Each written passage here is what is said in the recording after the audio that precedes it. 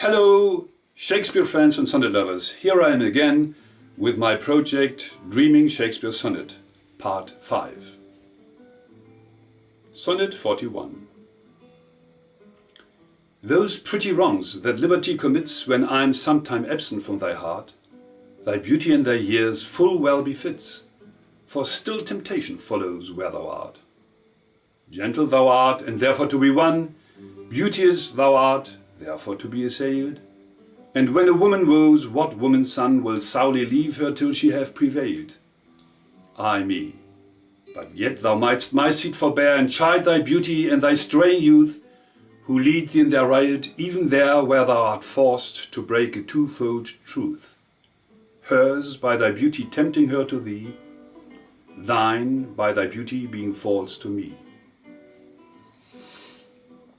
Sonnet 42. That thou hast her, 'tis not all my grief, and yet it may be said I loved her dearly. That she hath thee is of my wailing chief, a loss in love that touches me more nearly. Loving offenders, thus I will excuse ye. Thou dost love her because thou knowest I love her, and for my sake even so does she abuse me, suffering my friend for my sake to approve her.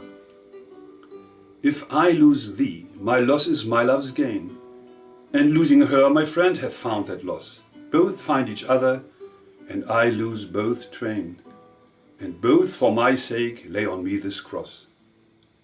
But here's the joy, my friend and I are one. Sweet flattery, then she loves but me alone. Sonnet 43. When most I wink, then do mine eyes best see, for all the day they view things unrespected. But when I sleep in dreams they look on thee, and darkly bright are bright and dark directed.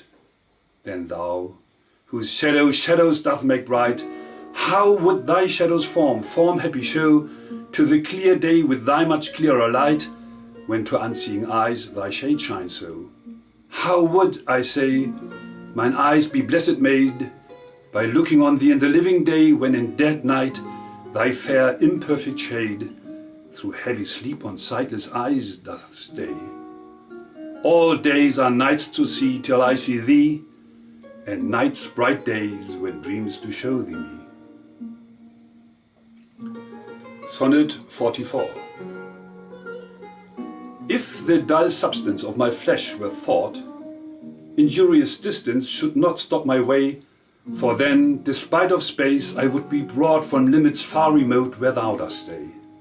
No matter then, although my foot did stand upon the farthest earth removed from thee, for nimble thought can jump both sea and land, as soon as think the place where he would be.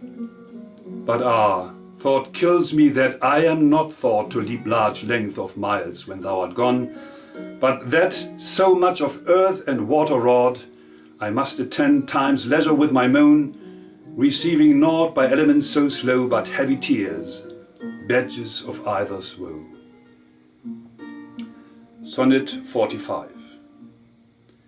The other two, slight air and perching fire, are both with thee wherever I abide. The first my thought, the other my desire, these present absent with swift motion slide. For when these quicker elements are gone in tender embassy of love to thee, my life, being made of four, with two alone sinks down to death, oppressed with melancholy. Until life's composition be recured by those swift messengers returned from thee, who even but now come back again, assured of thy fair health, recounting it to me. This told, I joy, but then, no longer glad, I send them back again and straight grow sad. Sonnet 46. Mine eye and heart are at a mortal war, how to divide the conquest of thy sight. Mine eye, my heart thy picture sight would bar, my heart, mine eye, the freemer of that right. My heart doth plead that thou in him dost lie, a closet never pierced with crystal eyes. But the defendant doth that plea deny, and says in him thy fair appearance lies. To cite this title is impaneled, a quest of thoughts, all tenants to the heart, and by their verdict is determined the clear eyes moiety, and the dear heart's part, as thus. Mine eye's due is thy outward part, and my love's right, thy inward love's heart. Sonnet 47. Betwixt mine eye and heart a league is took, and each doth good turns now unto the other. When that mine eye is famished for look, or hard in love, with sighs himself doth mother. With my love's picture then mine eye does feast, and to the painted banquet bids my heart.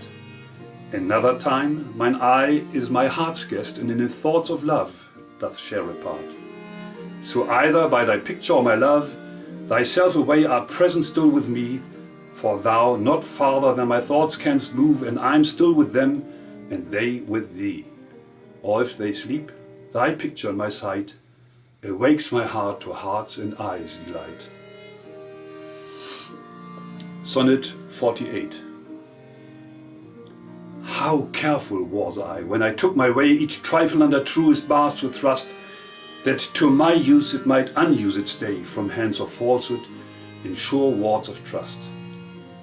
But thou, to whom my jewels trifles are, most worthy comfort, now my greatest grief, thou, best of dearest, and mine only care, art left the prey of every vulgar thief. Thee have I not locked up in any chest, save, where thou art not, though I feel thou art, within the gentle closure of my breast, from whence at pleasure thou mayst come and part. And even thence thou wilt be stolen, I fear, for truth proves thievish for a prize so dear. Sonnet 49.